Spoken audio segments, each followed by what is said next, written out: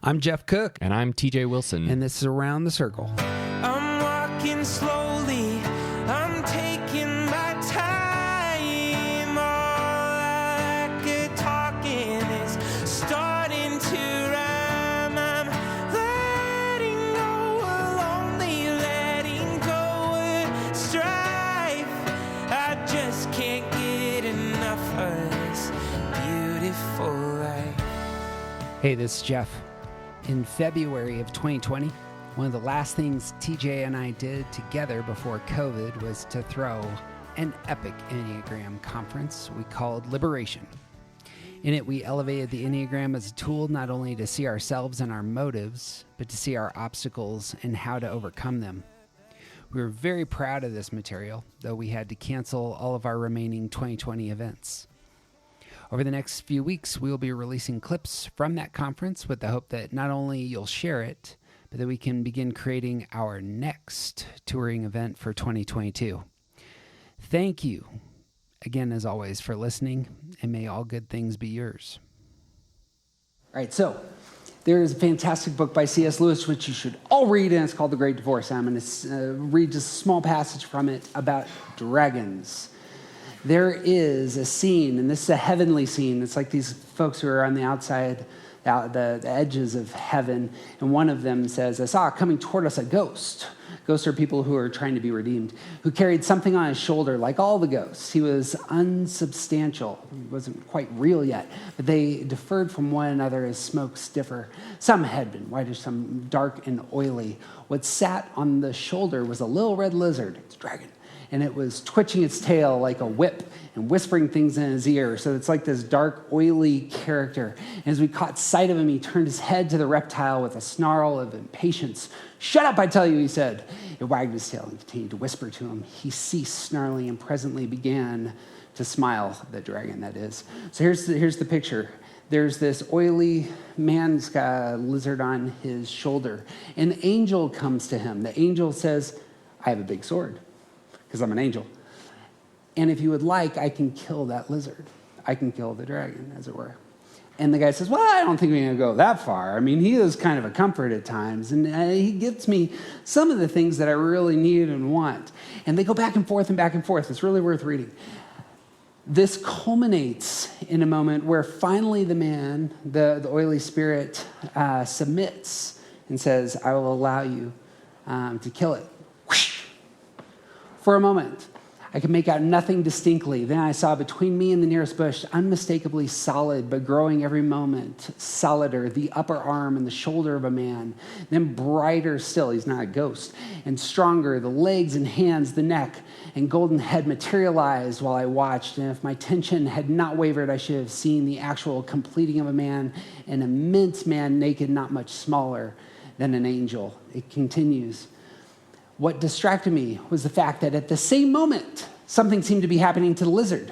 At first, I thought the operation had failed. So far from dying, the creature was still struggling, even growing bigger as it struggled.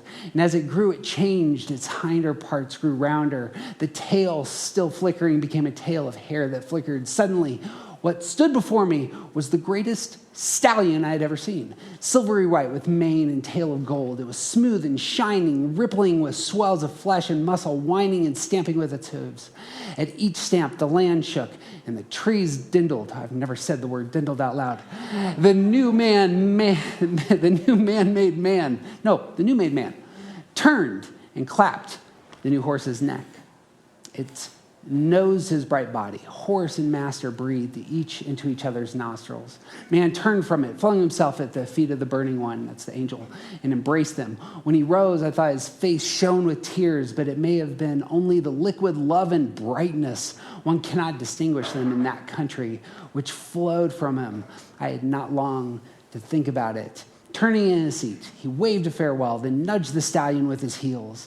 They were off before I knew well what was happening. There was riding, if you like. I came out as quickly as I could from among the bushes to follow them with my eyes, but already they were only like a shooting star far off on the green plain, and soon among the foothills of the mountains, and the passage closed. Then, still like a star, I saw them winding up, scaling what seemed impossible steps, and quicker every moment till near the dim brow of the landscape so high that I must strain my neck to see them. They vanished, bright themselves, into the rose brightness of the everlasting morning. It's a great image of this. Your primary desire is not meant to control you. It is meant to serve you. Our primary addiction are terrible masters, yet they are wonderful servants if we direct them in the appropriate, best possible ways. Our types are how we are fashioned. Our types, says Luther, we reflect the living God like the moon refracts the sun.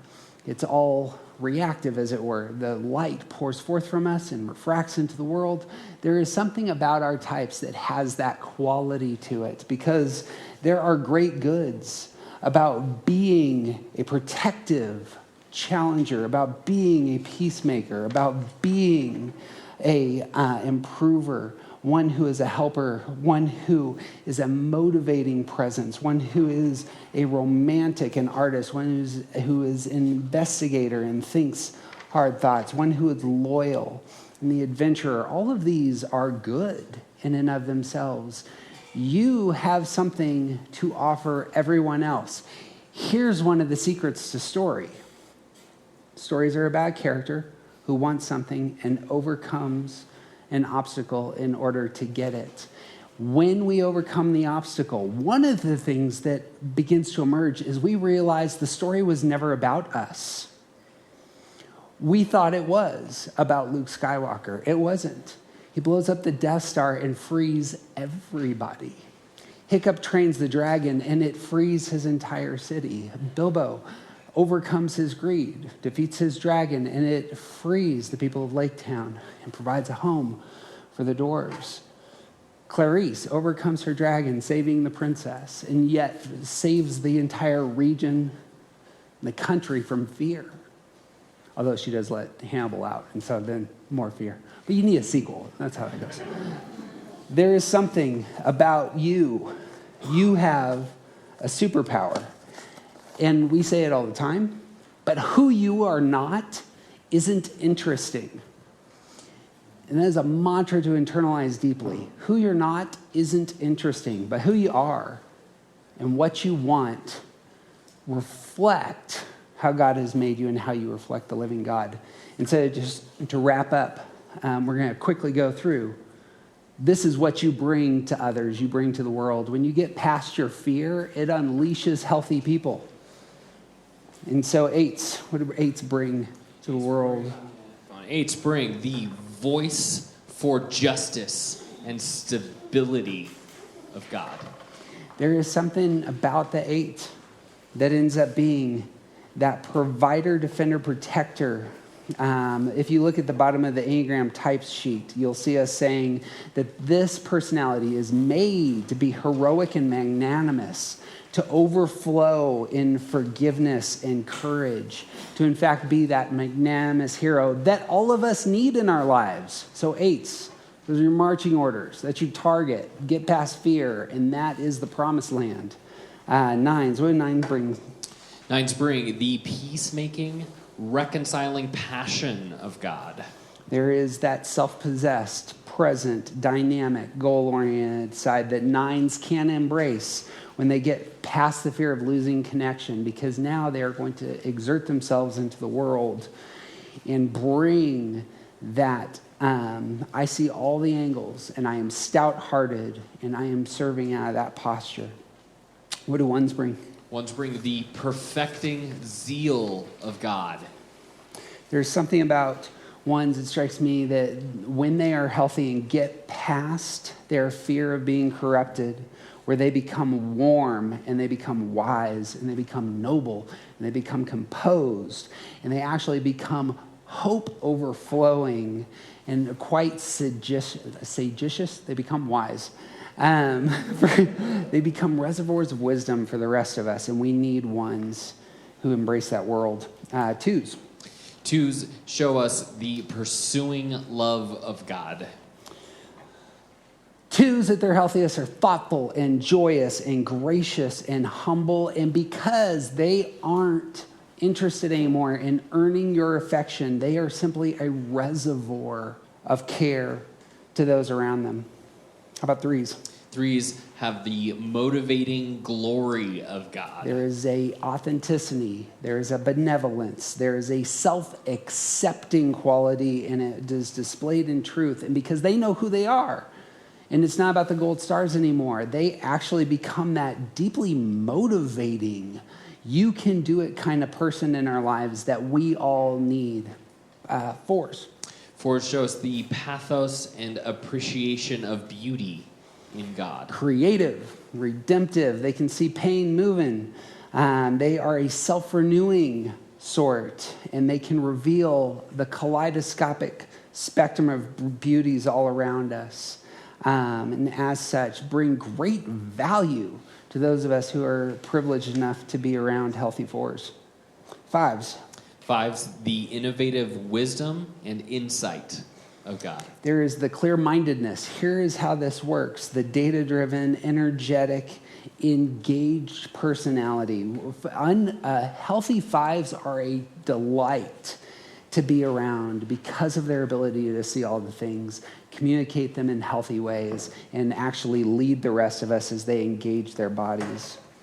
Sixes. The unfailing loyalty of God. There is a self-reliant, grounded, I've gotten past all my fears, and now I have stability, and that comes with valiance that overflows. There is obviously a security in themselves, but that overflows in loyalty, and just this, the guardian is that bold, holy name given to them because they are protecting the rest of us. Sevens. Sevens show us the joy and the creative spirit of God. Sober, and yet joyful, grateful. Gratitude that comes forth in the heart of sevens is a joy to watch.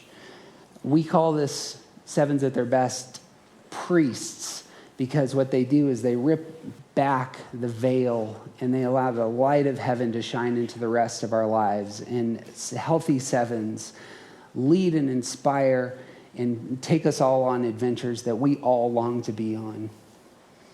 Friends, you're the hero. You're the hero of the story. And what you want matters. Because what you want actually displays how you reflect the living God. And when you see it in your type, and your type is elevated, it's not about you.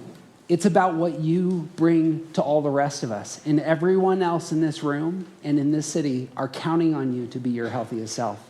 Because that's actually what the story is about. It's about us together refracting beauty and life and glory into the world for the sake of one another. And you have a dragon, and that dragon is to be tamed. It's your primary motive. And that's both the obstacle, but that is also the ally. And when you have an ally at your hand, man, you are beautiful, and you have been rescued, dare we say, you've been liberated. Grace and peace be with you.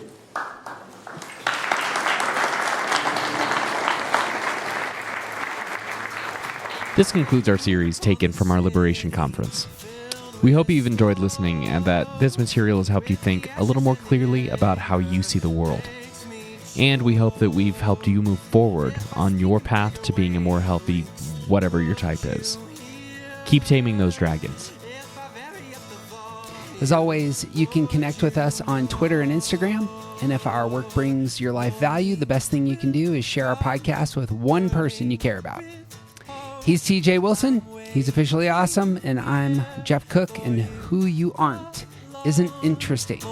Be who you are, because that's where the gold is.